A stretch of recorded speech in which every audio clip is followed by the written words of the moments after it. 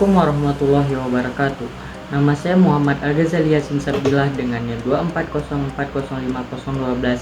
Hari ini akan menyampaikan tentang kawasan mayoritas Islam di dunia dengan mata kuliah Geografi Islam. A. Timur Tengah. Istilah Timur Tengah telah dipakai sejak lama. Banyak ahli yang telah mendefinisikan pengertian Timur Tengah.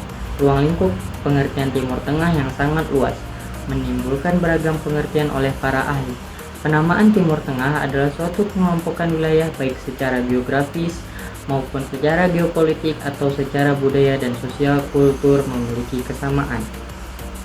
Pada tahun 1945, negara-negara di Timur Tengah membentuk Kesatuan Negara-Negara Arab. Anggota-anggota pendiriannya adalah Mesir, Irak, Yordan, Lebanon, Saudi Arabia, Syria, dan Republik Yaman. Dalam perkembangannya, anggotanya terus bertambah seperti Aljazair, Bahrain, Kuwait, Libya, Mauritania, Maroko, Oman, Qatar, Somalia, Sudan, Tunisia, Uni Emirat Arab, serta Palestina, yang mana negara-negara tersebut menggunakan bahasa Arab sebagai bahasa induknya serta memiliki kesamaan budaya. Meskipun istilah Timur Tengah muncul kemudian, di kawasan inilah peradaban Islam terbangun dan berkembang. Berawal dari Mekah sebagai tempat dilahirkannya Nabi Muhammad, Islam kemudian berkembang pesat di Madinah dan terus meluas ke wilayah-wilayah sekitarnya hingga memasuki kawasan di luar Jazirah Arab. Tidak hanya agama Islam yang peradabannya dimulai dari Timur Tengah, agama-agama samawi lainnya diturunkan di wilayah ini. Itulah sebab peradaban besar umat terdahulu muncul dari Timur Tengah. Tanah para Rasul. Seperti yang kita ketahui, Nabi yang pertama ialah Nabi Adam alaihissalam, sekaligus sebagai manusia pertama yang Allah ciptakan. Allah Subhanahu wa Ta'ala menciptakan Adam sebagai khalifah di muka bumi. Berbagai versi menyebutkan tempat Nabi Adam diturunkan. Ibnu Katsir telah merangkum riwayat-riwayat tersebut dalam kisah-kisah para rasul. Setidaknya ada 3 riwayat yang mengisahkan kisah hal ini. Pertama, di Dahna, suatu daerah yang terletak di antara Mekah dan Taif. Kedua, Nabi Adam diturunkan di wilayah India dan Siti Hawa di Jeddah. Ketiga, di Bukit Safa dan Siti Hawa di Bukit Marwah. Meskipun ada perbedaan pendapat mengenai tempat diturunkannya Adam, para sejarawan sepakat bahwa Allah mempertemukan Adam dan Hawa di Jabal Rahmah, Padang Arafah. Karena cukup banyak Nabi dan Rasul yang diturunkan di Arab, di tanah ini, saya akan menjelaskan Nabi yang pertama dan Nabi yang terakhir saya. Dan selanjutnya adalah Nabi Muhammad. Nabi Muhammad adalah putra pasangan Abdullah bin Abdul Muthalib dan Aminah binti Wahab yang merupakan keturunan Bani Quraisy yang cukup dihormati dan terpandang di Mekah. Nabi Muhammad lahir tahun 570 Masehi, bertepatan dengan penyerbuan Ka'bah oleh Raja Abraham al-Sharam. Tahun kelahiran Nabi dikenal dengan A'mul Fil atau tahun gajah. Dakwah Nabi Muhammad SAW bukan hanya di tempat kelahirannya di Mekah, namun juga bagi kaum lainnya, sehingga agama Islam berkembang luas di Jazirah Arab. Meskipun mendapat perlawanan keras saat Nabi melakukan dakwah, Nabi Muhammad meninggal di usia 63 tahun dan dimakamkan di Madinah, di kota Nabi membangun peradaban. 2. Potensi Timur Tengah. Wilayah Timur Tengah merupakan wilayah secara unsur pembentuk tanah terbagi atas 2 bagian, yaitu wilayah yang subur dan tandus. Kawasan-kawasan Timur Tengah, baik yang subur maupun tandus, memiliki potensi alam yang cukup banyak. Pada wilayah subur, potensi-potensi tersebut dengan mudah diekspor. Hasil-hasil alam Timur Tengah telah menarik para ilmuwan untuk mengkajinya. Ahli tumbuh-tumbuhan barat telah meneliti khasiat dan kegunaan tumbuh-tumbuhan di kawasan Timur Tengah. Tanaman yang sangat terkenal di wilayah ini ialah kurma. Dari hasil kurma inilah banyak orang-orang Arab dari dulu bahkan hingga sekarang menjadikannya sebagai sumber penghasilan. Kurma tumbuh kebanyakan di daerah pedalaman Hijaz, Najd, dan Al-Hassa. Selain kurma, komoditi lainnya yang menjadi unggulan hasil alam Timur Tengah ialah kopi. Kopi banyak tumbuh di wilayah Yaman dengan jenis kopi yang terkenal ialah mocha. Selain kondisi alam yang sangat strategis, Timur Tengah juga memiliki hasil alam yang cukup banyak, yaitu kandungan mineral yang melimpah seperti tembaga, batu bara, besi, dan tentu saja minyak, yang merupakan aset terbesar kawasan ini. Timur Tengah mempunyai cadangan minyak mentah dalam jumlah besar, serta sebagai pengekspor utama minyak di dunia. Negara-negara kawasan ini memiliki peran penting dalam pencaturan politik dunia. Sekitar permulaan abad ke-20, minyak bumi menjadi penting bagi dunia industri. Proses-proses pengambilan serta penyulingan terus berkembang dengan pesat seiring dengan ditemukannya teknologi-teknologi baru. 3. Kondisi sosial, budaya, ekonomi, dan politik Timur Tengah. Berbagai keadaan telah mempengaruhi perubahan suatu wilayah.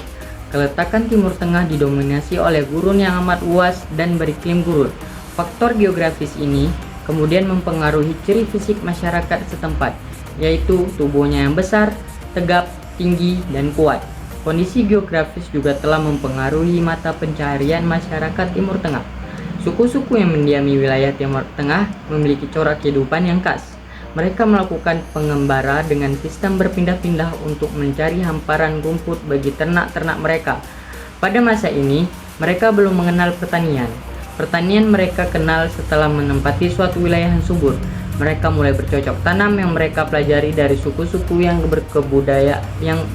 berkebudayaan lebih maju.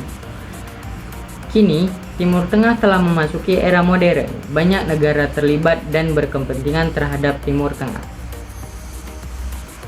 Di bidang sosial, kebudayaan, dan keagamaan banyak muncul persoalan yang mempengaruhi politik di Timur Tengah. Isu-isu terkini konflik di bidang sosial di Timur Tengah meliputi masalah-masalah demokrasi, asimilasi, konflik Sunni Syiah, dan terorisme. Persoalan di bidang sosial, budaya, dan keagamaan ini selalu dihubungkan dengan politik dalam menguasai pemerintah, sehingga tak jarang memicu perang saudara. Permasalahan dalam bidang politik sampai sekarang belum terselesaikan di wilayah Timur Tengah, baik itu politik domestik maupun politik internasional yang berkaitan dengan hubungan antar negara Timur Tengah dan dengan kekuatan internasional yang berkepentingan di kawasan tersebut. B. Islam di Afrika. 1. Sejarah penyebaran Islam di Afrika. Afrika telah menjalin hubungan dengan Islam semenjak zaman Rasulullah. Islam di Afrika pertama kali di bawah pimpinan Amr bin Ash pada tahun 640 Masehi. Pada masa kepemimpinan Khalifah Umar bin Khattab, dikirim pasukan Islam untuk memperluas dakwah Islam.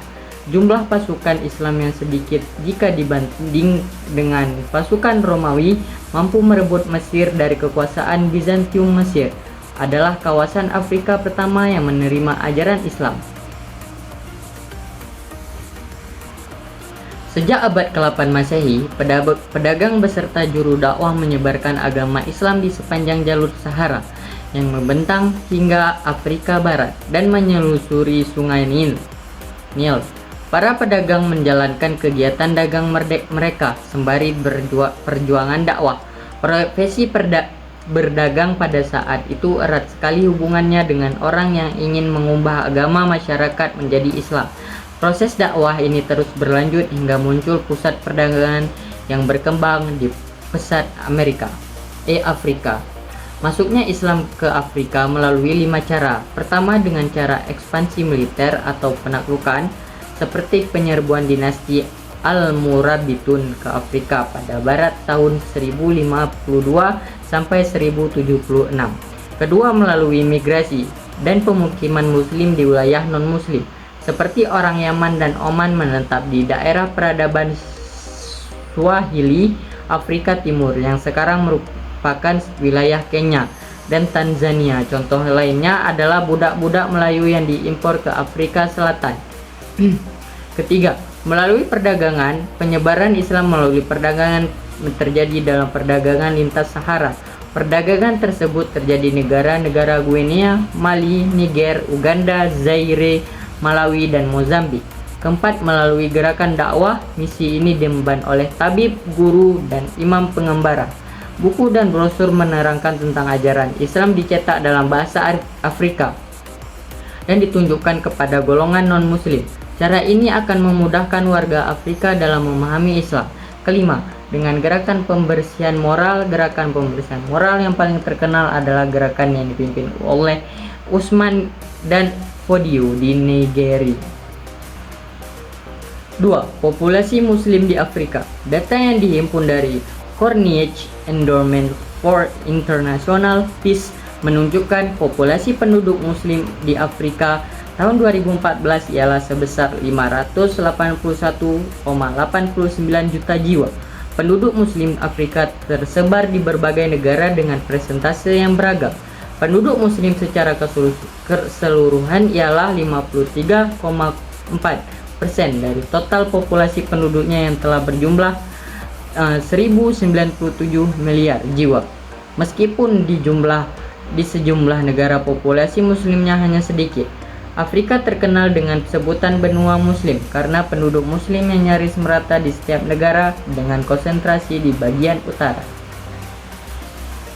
3. Kawasan mayoritas Islam di Afrika. Negara-negara mayoritas muslim di Afrika ialah negara di kawasan Afrika Utara. Rata-rata penduduk muslim di sini di atas 90%. Mesir adalah negara dengan penduduk muslim terbanyak di utara Afrika. Mesir termasuk 5 negara di dunia dengan jumlah populasi muslim terbesar pada tahun 2010. Tahun 2010 penduduk muslim Mesir berjumlah 78.513 juta jiwa. Di tahun 2014 jumlahnya 80.047 juta jiwa. Meski mengalami peningkatan, kini posisi jumlah umat muslim Mesir berada di bawah Nigeria. 2. Negara mayoritas muslim di Asia. Berdasarkan statistik, jumlah populasi muslim di benua Asia jauh lebih besar dibanding penduduk beragama Kristen dan lainnya. Negara dengan penduduk muslim terbesar ialah India. Saat ini jumlah penduduk muslim di India mencapai 255-30 juta jiwa. Jumlah ini meningkat tajam sejak tahun 2010 yang jumlahnya 176-190 juta jiwa dari total populasi penduduk India 1,2 juta miliar jiwa. D. Islam di Asia Tenggara. 1. Proses masuknya Islam ke Asia Tenggara. Teori-teori tentang tempat asal Islam yang masuk ke Asia Tenggara masih menjadi bahan perdebatan hingga saat ini. Kebanyakan di antaranya memberi argumen Islam di Asia Tenggara berasal dari India, namun sebagian lainnya menyatakan Islam dibawa dari Arab, Cina, dan Afrika. Siapa pembawa agama Islam ke wilayah Asia Tenggara pun tidak dapat diketahui secara pasti. Diduga, awal kedatangan Islam akibat hubungan dagang antara pedagang-pedagang Arab dari Timur Tengah atau wilayah India dengan penduduk-penduduk di daerah pesisir di kawasan Asia Tenggara. Aceh sebagai gerbang Islam Asia Tenggara. Aceh merupakan wilayah terbarat dan terluar dari Kepulauan Indonesia. Secara geografis, Aceh berbatasan langsung dengan lautan penting dunia, yaitu Selat Malaka dan Lautan India. Karenanya, letak geografis Aceh sangatlah strategis. Dalam kacamata dunia, Aceh terletak di jalur pelayaran internasional. Keberadaan Aceh di ujung barat Pulau Sumatera menjadi perhatian bangsa-bangsa asing yang menggunakan transportasi laut di Selat Malaka. Inilah yang menjadikan Aceh banyak dikunjungi oleh pendatang dari belahan dunia lain seperti Cina, India, Afrika, dan Timur Tengah. Khusus bagi para pelayar dari Timur Tengah, Afrika, dan Eropa, Aceh adalah tempat pertama yang ditemui di lintasan Selat Malaka. Kontak pelayaran Aceh dengan dunia luar diawali oleh datangnya berbagai bangsa asing dengan berbagai kepentingan seperti kepentingan perdagangan, diplomasi, dan sebagainya. 3. Sebaran penduduk muslim di Asia Tenggara. Agama Islam menyebar hampir merata di Asia Tenggara. Negara-negara yang dihuni etnis Melayu paling dominan Islamnya. Jumlah penduduk muslim terbesar di Asia Tenggara ialah Indonesia, melebihi angka 200 juta orang. Selanjutnya Malaysia dengan jumlah penduduk muslim sekitar 18 juta orang. Di Brunei Darussalam, jumlah penduduk muslim ialah 400.000 orang. Jumlah yang kecil ini dipengaruhi oleh populasi penduduk yang tidak ramai. Sementara di Filipina, Thailand, dan Singapura, penduduk muslim didominasi etnis Melayu yang ada di negara-negara itu. 4. Karakteristik Islam di Asia Tenggara.